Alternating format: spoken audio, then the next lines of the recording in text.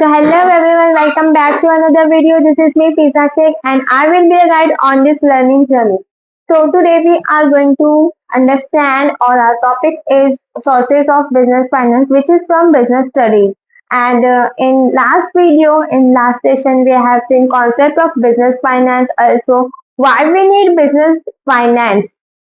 Further, we will understand the topic methods of raising finance, how we raise finance from public by issuing shares.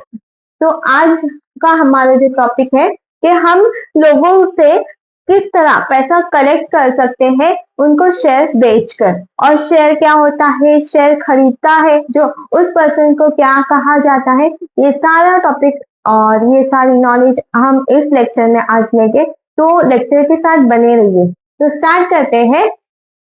Methods of raising finance by issue of share. Shares को issue कर shares को बेचकर हम public से capital obtain करते हैं, यानी कि फाइनेंस रेज करते हैं, पैसा लेते हैं। The capital obtain by issue of shares. Shares क्या होता है ये आपको ऑलरेडी पता है। Share a part of ownership is known as share capital. जब हम शेयर को बेचकर पब्लिक से कैपिटल कलेक्ट करते हैं उसी को कहा जाता है, यानी पैसा कलेक्ट करते हैं उसी को कहते हैं share capital. The capital of the company is divided into small unit called share. और जो कैपिटल है उसको स्मॉल स्मॉल पार्ट में हम डिवाइड करते हैं, छोटे छोटे पार्ट में डिवाइड करते हैं, उसी को कहा जाता है शेयर।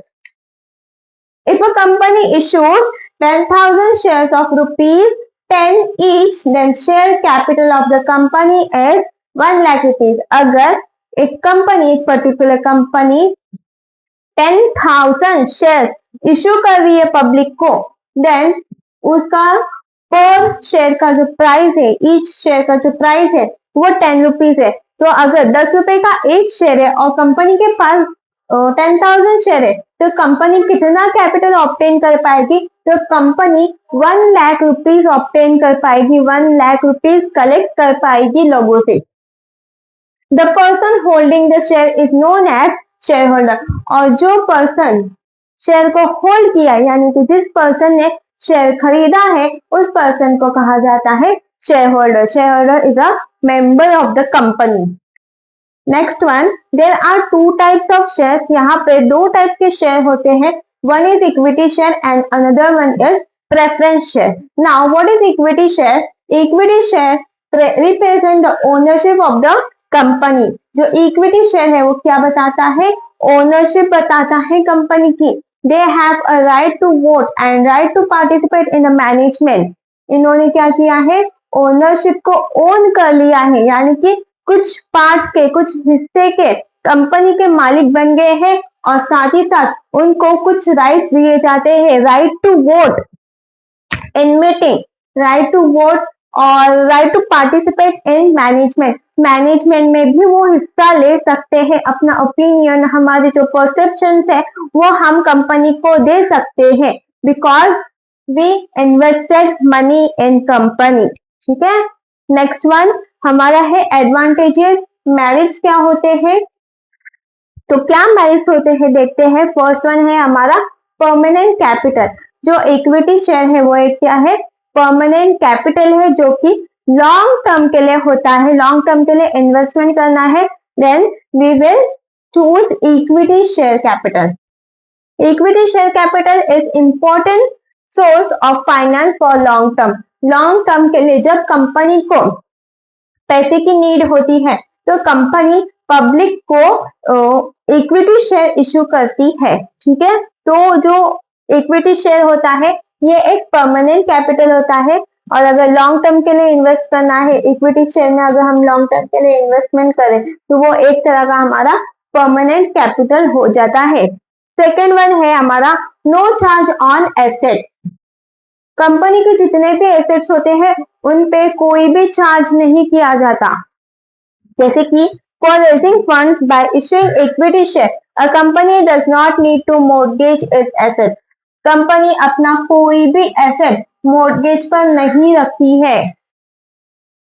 कंपनी कंपनी के शेयर्स, कंपनी के कुछ पार्ट्स इश्यू करके क्या कर रही है, पैसा रेज कर रही है। यानी कि मॉर्गेज का यहाँ पे कोई भी कनेक्शन नहीं है, मॉर्गेज नहीं हुआ है, एसेट नहीं बेचा है, नहीं बिका है, ठीक है, ना ही उधारी पर दिया है। थर्ड वन है higher return. Equity share holder get higher return in the years of high profit. अगर हम लॉन्ग टर्म के लिए इन्वेस्टमेंट करते हैं तो हमारा जो प्रॉफिट होता है वो भी हाई होता है, यानी कि परमानेंट कैपिटल पे जो हमें डिविडेंड मिलता है वो भी हाई रेट पर मिलता है, ठीक है। तो उसी तरह से जो रिटर्न होता है इक्विटी शेयर में वो हायर रिटर्न होता है।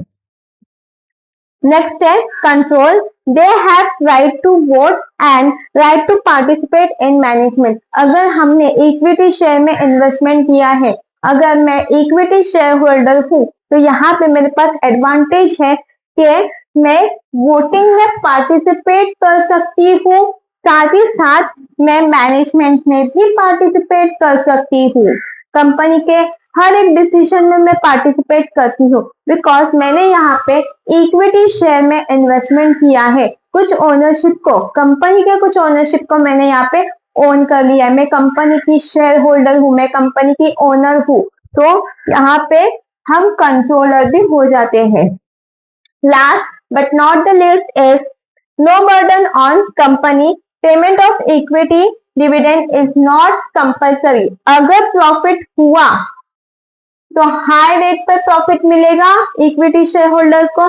अगर कंपनी लॉस में है तो कोई भी डिविडेंड पे नहीं किया जाएगा, और dividend is not compulsory. Company पे कोई भी बर्डन नहीं है, ये कंपनी ने कंपल्सरीली डिविडेंड पे करना ही है। अगर प्रॉफिट हुआ तो कंपनी पे करेगी, अगर लॉस हुआ तो जो शेयर होल्डर है, इक्विटी शेयर होल्डर है, उनको भी लॉस होगा। तो यही थे हमारे एडवांटेजेस। आई होप आपको यहाँ तक समझ में आया हो। मिलते हैं नेक्स्ट लेक्चर में। Till then bye bye and take care.